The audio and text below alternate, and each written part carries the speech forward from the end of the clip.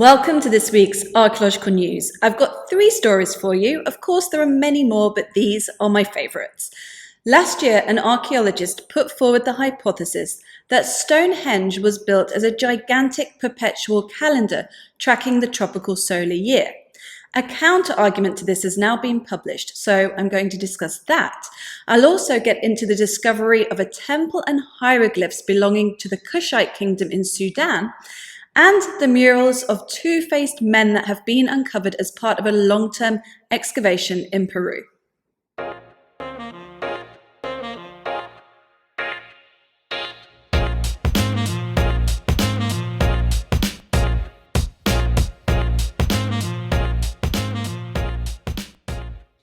New paper casts doubt on the Stonehenge calendar hypothesis.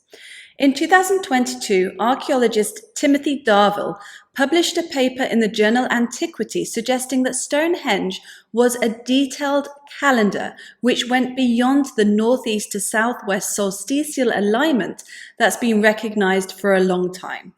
Now, astronomers Giulio Magli and Juan Antonio Belmonte have published a counter-argument to this hypothesis in the same journal. Before we get to that, here's a quick summary of Darvill's original article in case you never read it or missed the video I did on it last year.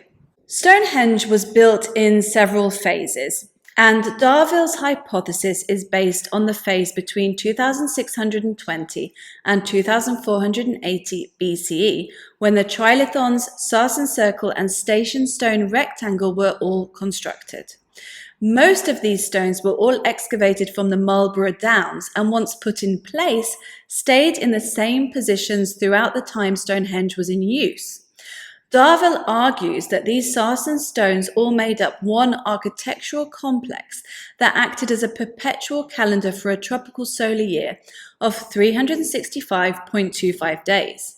Based on archaeological investigations, the Sarsen Circle is thought to have had 30 standing stones originally. Only 17 of these remain, but the former existence of others is inferred from sockets and parch marks. Furthermore, an analysis of the way the circle was constructed has led experts to conclude that all 30 uprights once held lintels. At present, only 6 of these remain in position and 2 have fallen to the ground. Based on spacing between the stones, Darvill suggests that these 30 uprights were purposefully divided into groups of 10, something he refers to as decans. Each upright represented a day and each decan represented a week of 10 days, meaning a month had 3 weeks of 10 days in it. If the 30 uprights are then multiplied by 12, they produce 360 solar days.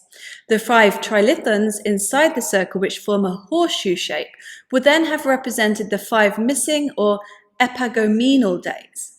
Since another day needs adding once every 4 years to account for the extra quarter day, Darvill then suggests that the 4 station stones, of which 2 remain, may have been a way of tracking this extra day. Since other megalithic monuments in Scotland and Ireland, such as Mace Howe and Newgrange, were also aligned with the winter solstice, Darvill points out that Stonehenge's calendrical system could have been developed indigenously. However, its complexity is quite unique, so he also suggests an origin for it in the Eastern Mediterranean. For example, it's known that ancient Egypt had a 365-day solar calendar during the 3rd millennium BCE.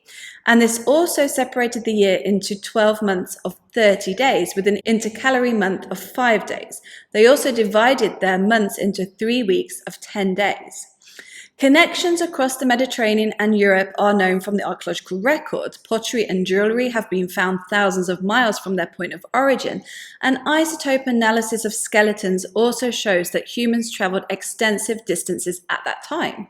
So the archaeological record could support the idea that a complex calendar system travelled from Egypt to northwestern Europe during the Bronze Age, whether through knowledge exchange or the physical movement of people. Now to the counter-argument by Magli and Belmonte.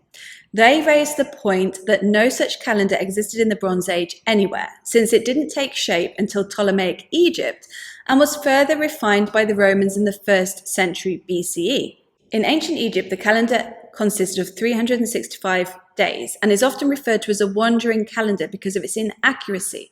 It didn't take into account the quarter day. The authors also argue that the number 12, which the 30 upright stones need to be multiplied by in order to mark a solar year, does not appear anywhere in the complex.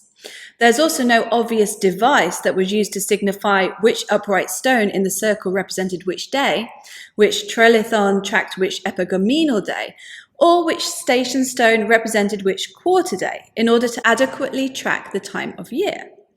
Magli and Belmonte also point out that other numbers are missed altogether in support of this hypothesis, such as the number of stones making up the trilithons. With regards to the solstitial alignment, the authors say, and I quote, "The Sarsen phase solstitial axis is not accurate in time because of the minuscule difference between the sunrise and sunset position for several days by either side of either solstice. So while the existence of the axis can be taken to demonstrate a calendrical function in the very broad sense, the mere existence of the solstitial axis provides no proof whatsoever for inferring that the builders counted the days in the year and conceived it as comprising a set number of days, be that 360, 365, or 365.25. Magli and Belmonte also cast doubt on what the original Sarsen stone structures may have looked like.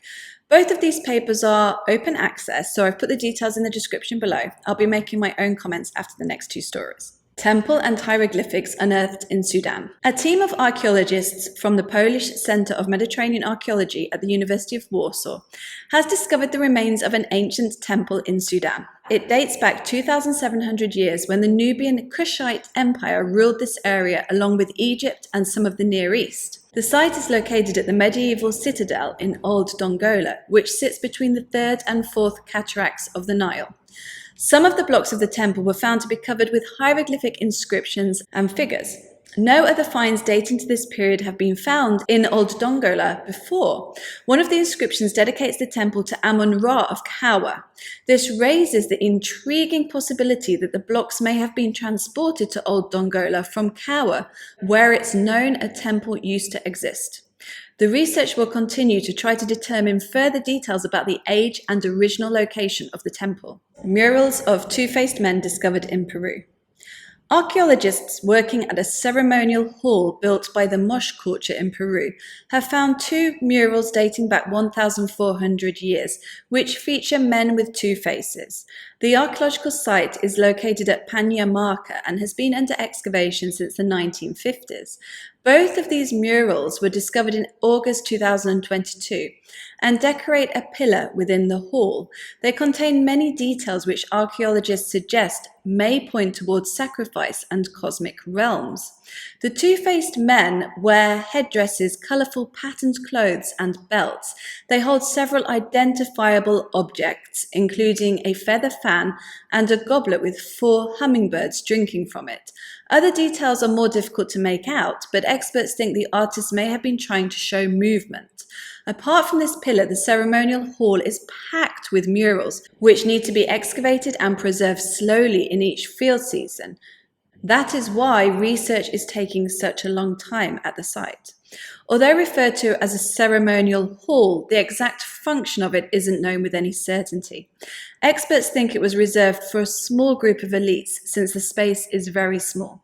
Fieldwork will continue in 2023. That's it. So, what do I think about Stonehenge?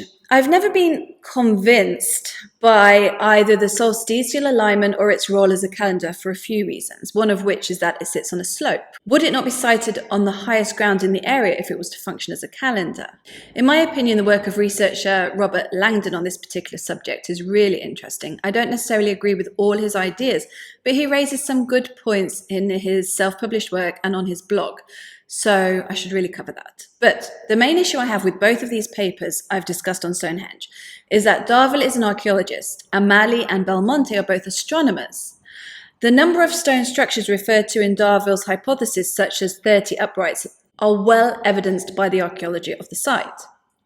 However, there are no astronomers or archaeoastronomers co-authoring the paper to discuss the intricacies of the calendar idea. Magli and Belmonte make good points with regards to the astronomical alignments and calculations, but also make a number of comments on the archaeology of the circle, which are a little bit broad and speculative and not grounded in the published excavation details that exist. But I do think that Magli and Belmonte make a good argument that the cultural basis needs to also be there. And the history and development of a perpetual solar calendar is not in evidence anywhere until much later than the Sarsen structures at Stonehenge were erected. An interdisciplinary get-together is probably needed to drill down further on this. I hope you enjoyed this video. Thank you to my patrons, channel members, and super thanks and super chat senders for supporting my work. Please click like, don't forget to subscribe, and I'll see you next time.